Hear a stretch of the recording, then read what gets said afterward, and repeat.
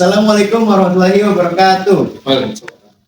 Baik lagi teman-teman, bersama saya Jabar dan ada teman saya Fakih, Aden Gali dan juga Muhammad Fauzi Adi Putra. Kami mahasiswa Prodi Pendidikan Sejarah semester 7 dari Fakultas Perguruan dan Ilmu Pendidikan Langkat. Di sini kita bakal bahas topik yang sebetulnya keren banget nih teman-teman, tapi sering dianggap berat, yaitu sejarah politik dan hubungan internasional. Di sini santai aja ya mas-mas ya. Nah, dan hari ini kita ditemui sama 3 narasumber yang sudah tadi saya perkenalkan, bakal ngupas tuntas. Jadi teman-teman duduk yang nyaman dan kita mulai sekarang.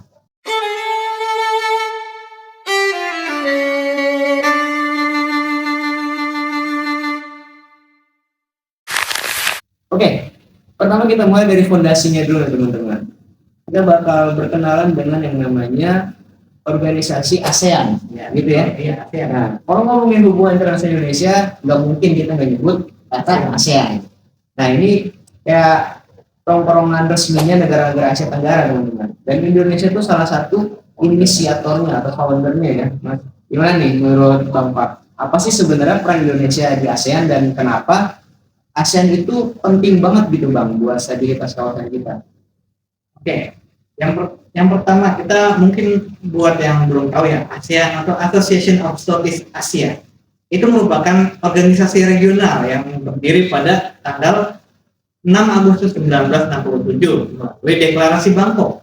Nah, siapa aja nih pendirinya nih kira-kira? Nah, yang pertama Indonesia nih, jelas nih Indonesia. Negara kita ini tadi disebut sama Mas Adel gitu kan.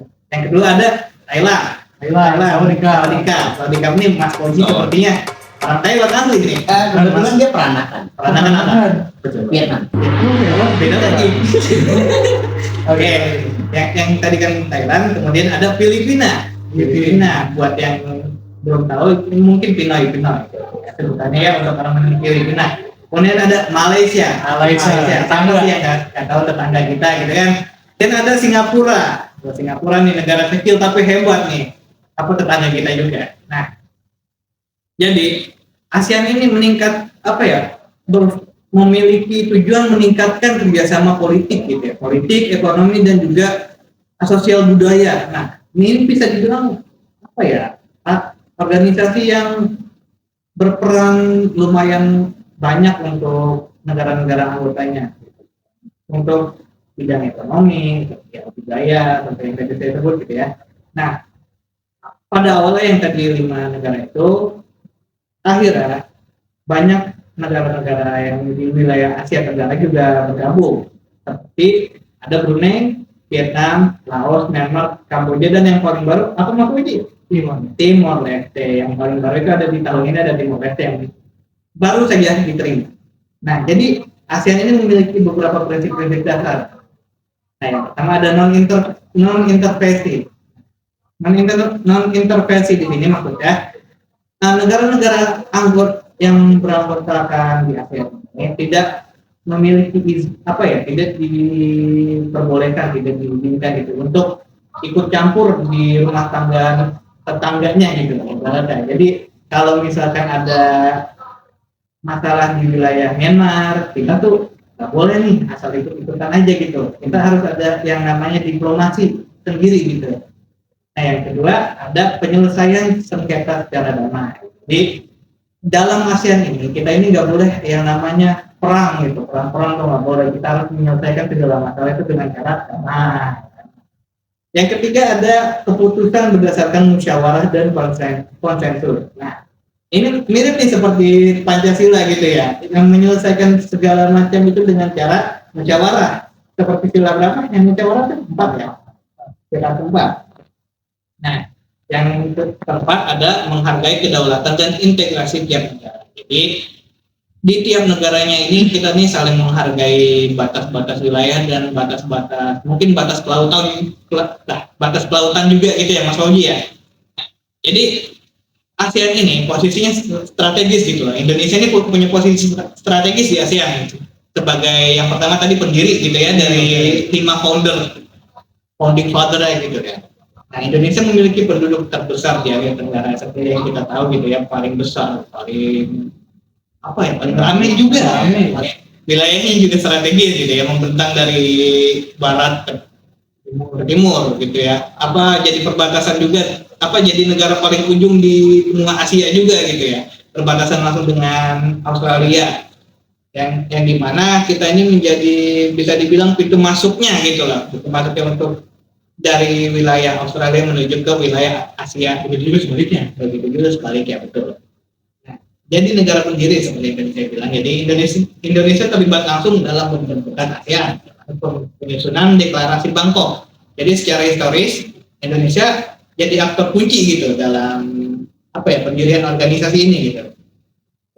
Yang kemudian ada pemimpin diplomasi di kawasan. Jadi Indonesia sering menjadi mediator konflik nih, seperti konflik Kamboja sama Vietnam. Iya, Kamboja, Vietnam, dan yang paling baru Kamboja sama Thailand ya. Thailand. Cuma kalau yang itu kita nggak masuk ya, Malaysia yang masuk Malaysia ya. Karena Malaysia waktu itu ketua kan. Iya, karena pada saat itu Malaysia yang ketuanya. Oke. Jadi Indonesia ini sering menjadi mediator konflik di Asia Tenggara seperti yang tadi disebut, dan ada juga pada perjanjian damai Kamboja, Kamboja dan krisis politik Myanmar, dan juga ada konflik laut Cina Selatan. Nah, itu laut penuh sengketa, Masih hangat lah. masih hangat itu laut hangat itu. Banyak lah itu direbutin gitu. Rebutan ikan kan sih? Iya, rebutan ikan Negara emang. kepulauan rebutan ikan. Negara kepulauan emang apa sih lahannya? Kan nggak ada ikan. Kalau kita nggak relevan, soalnya kalau di kampung saya itu bukan rebutan laut, tapi rebutan empang biasanya. Daratan ya. Enggak, empang nih. Lapak mancing. Mungkin begitu. Oh gitu ya? Iya. Oh udah.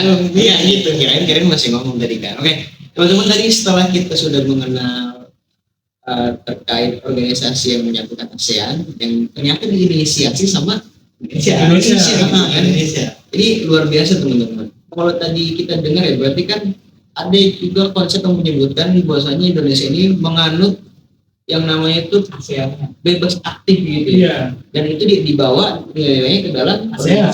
Iya, betul. Gitu ya. Nah, ini banyak banget Mas yang dengar nih terkait bebas dan aktif gitu. Nah, tapi nggak semua orang tuh paham sebenarnya bebas aktif itu dalam hal apa. Bahkan mungkin ada yang nggak tahu bebas aktif itu maksud apa gitu. Bebas aktif itu gimana sih Mas? Dan kenapa penting banget buat arah diplomasi Indonesia? Silakan. Oke, terima kasih.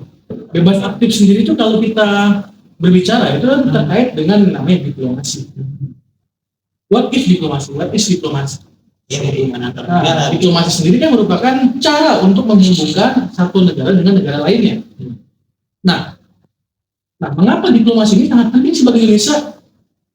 Nah, Indonesia ini kan seperti yang tadi Mas Fakih bilang, Indonesia merupakan negara yang sangat strategis. Indonesia berada di peralihan antara benua Asia menuju benua Australia.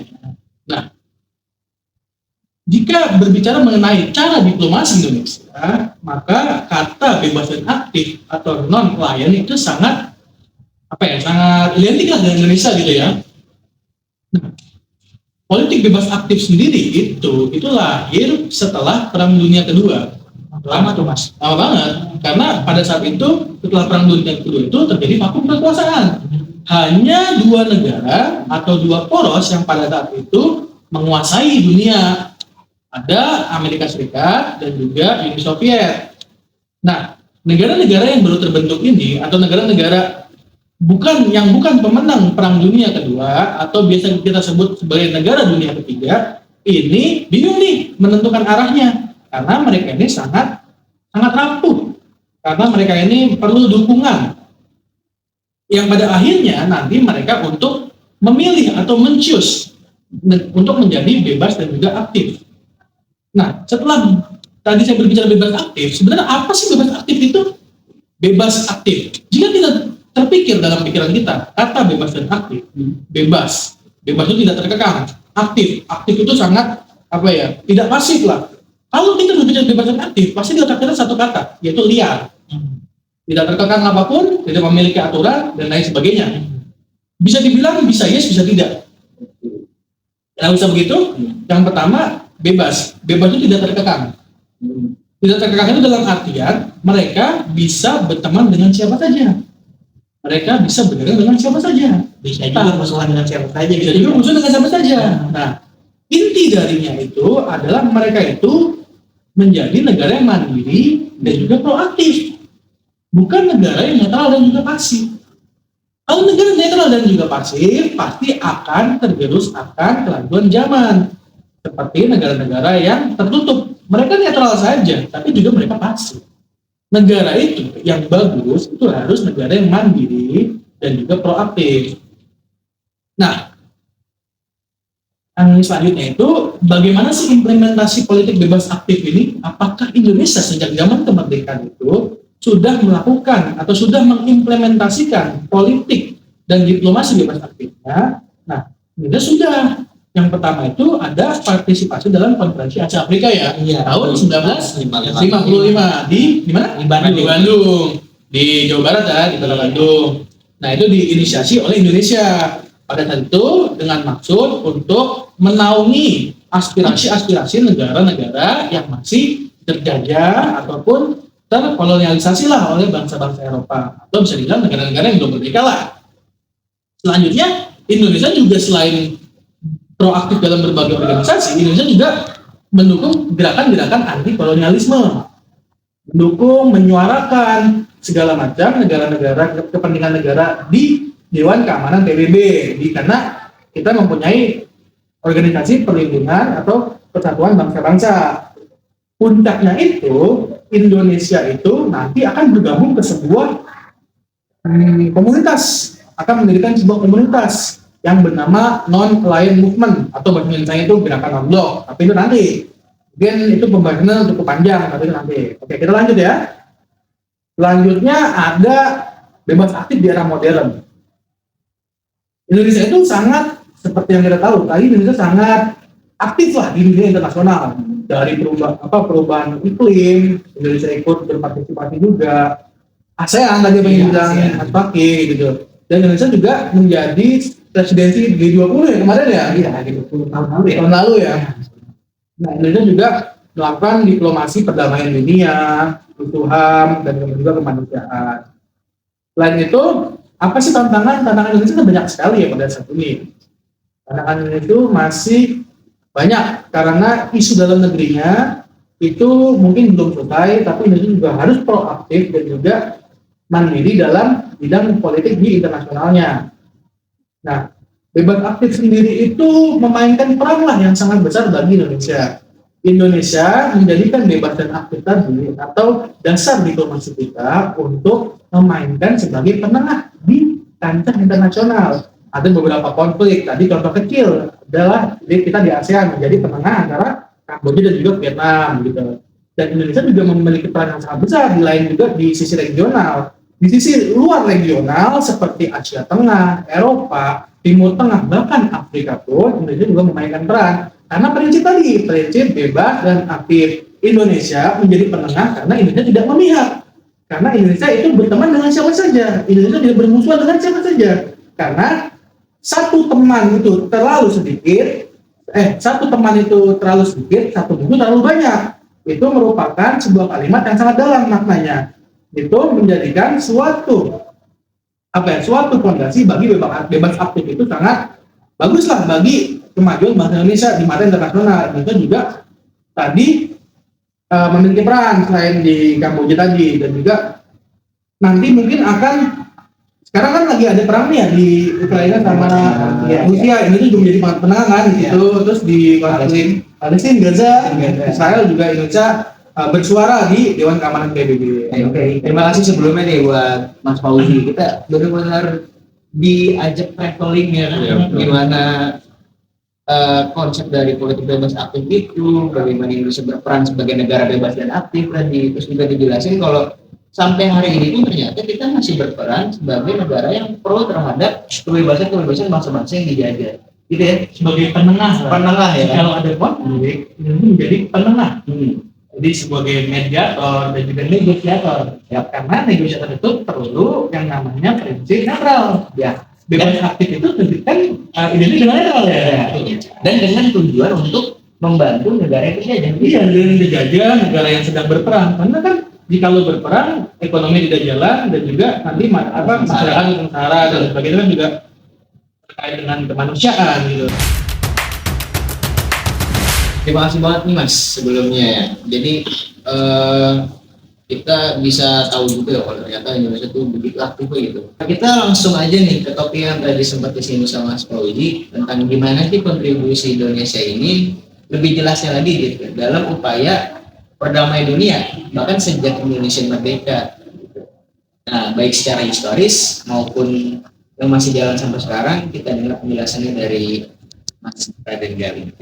Ya baik, terima kasih Mas Handlil gitu ya. Tadi juga sudah disinggung oleh Bang Fakih dan Mas Fauzi gitu ya, bahwasannya Indonesia ini menjadi pelopor perdamaian. Nah, kali ini saya ingin memberikan sedikit pembahasan gitu ya terkait jejak diplomasi Indonesia. Bagaimana sih Indonesia itu bisa menjadi negara pendamai kalau istilah kita dalam berteman lah gitu ya. Nah, Indonesia gitu ya, pada saya cerita dari awalnya dulu, pada saat itu di tahun 1945 ini kan telah mengalami kemerdekaan ya. Pasang surut internal Indonesia pun masih sangat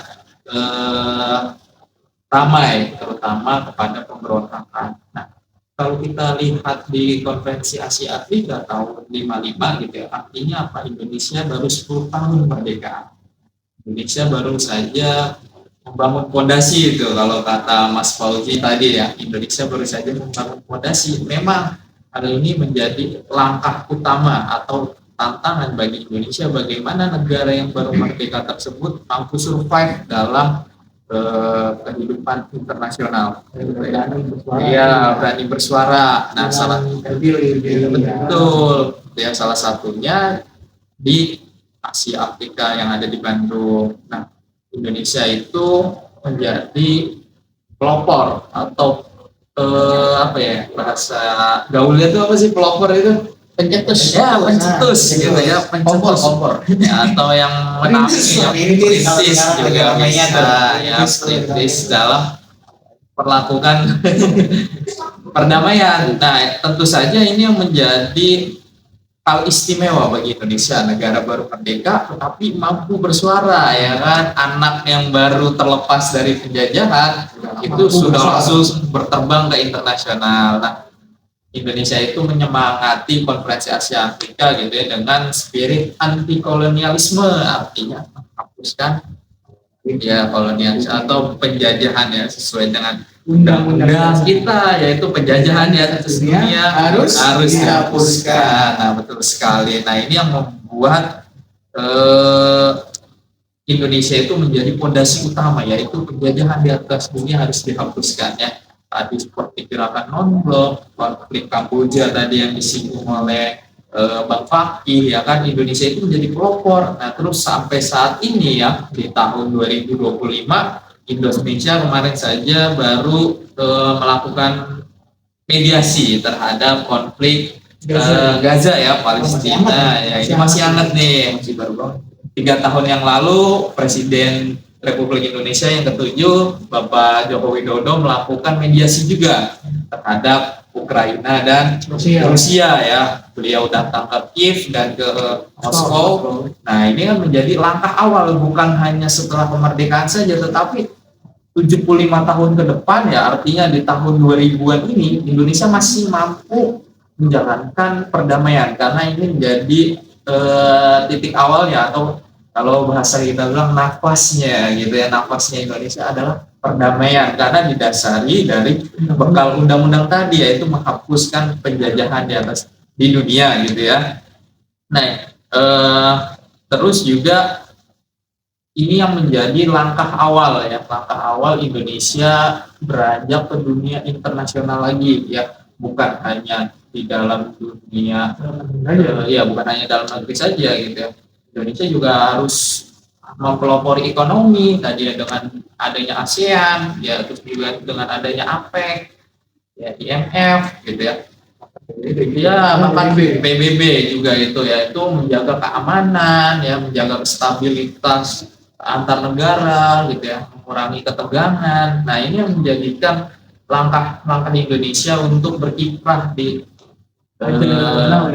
di ajang dunia gitu. Nah, salah satunya juga Indonesia sekarang di eranya Bapak Presiden Prabowo. Ya, kemarin kita lihat beliau juga kunjungan diplomasi ya, dan juga melalui Menteri Luar Negerinya Bapak Sugiono gitu ya. Kemarin sudah memperlakukan hubungan bilateral dengan Korea Utara, Australia juga yang baru-baru. Nah, kalau bahasa kita masalah gitu ya, hubungan dua negara untuk ya istilahnya lebih kental ya, silaturahmi. Silaturahmi berarti berantem.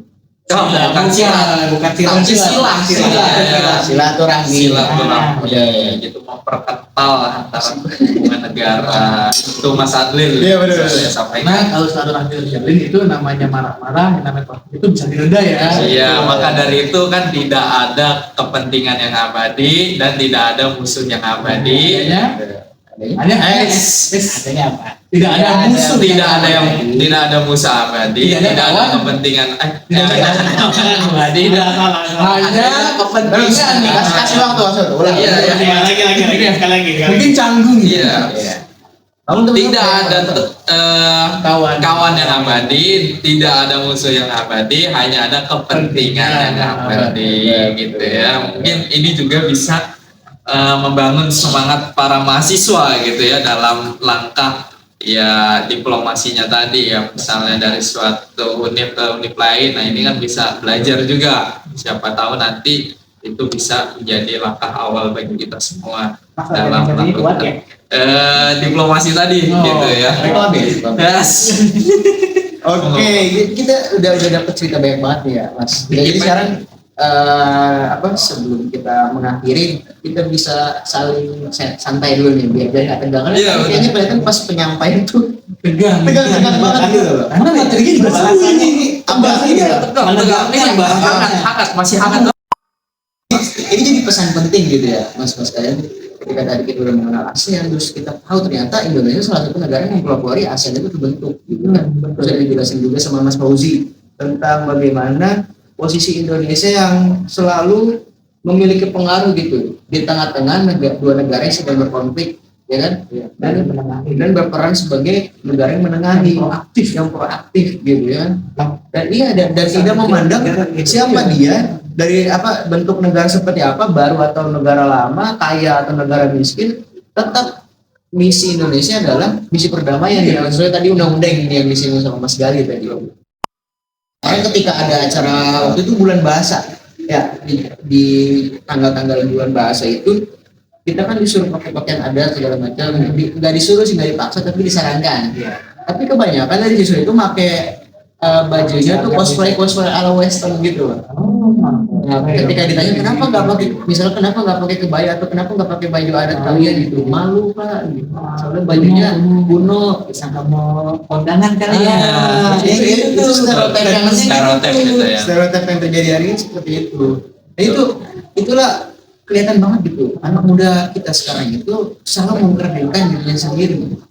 Anak-anak muda yang tidak mengenal sejarah bangsanya. Kalau ya mudah-mudahan sih implikasinya ketika teman-teman menonton video ini terus tahu gimana besarnya bangsa kita gitu. Bahkan sebuah organisasi yang sering muncul di film-film negara Asia, misalnya ada konflik mata-mata, itu kan selalu disebut ASEAN, ya kan?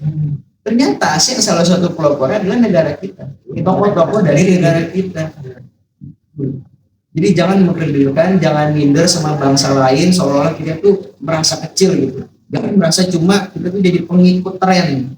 Kita bisa membuat tren, teman-teman. Kita punya ribuan ya budaya di dalamnya, dan itu tinggal menunggu anak-anak mudanya untuk membangkitkan lagi.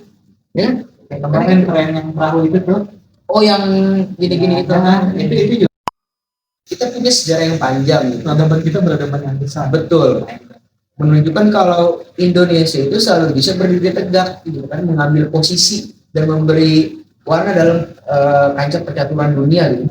Jadi kan dari penjajahan itu kita bisa belajar bahwasanya kita ini bangsa besar. Orang luar datang ke kita itu untuk mengganggu atau mengambil potensi yang ada di kita. Dan ada yang lebih bahaya mas. Jadi teman-teman, tugas kita apa? Tugas kita sekarang adalah menjaga warisan itu yang tadi sudah disebutkan. Iya. dengan cara berpikir besar, berani memimpin yang besar, bukan cuma berani memimpin kelompok kecil gitu ya, dan berani mengambil peran dalam menghadapi tantangan global. Karena pada akhirnya, kalau bukan kita yang percaya Indonesia itu adalah bangsa yang besar, siapa lagi? Dan kalau bukan sekarang kita mulainya, siapa lagi?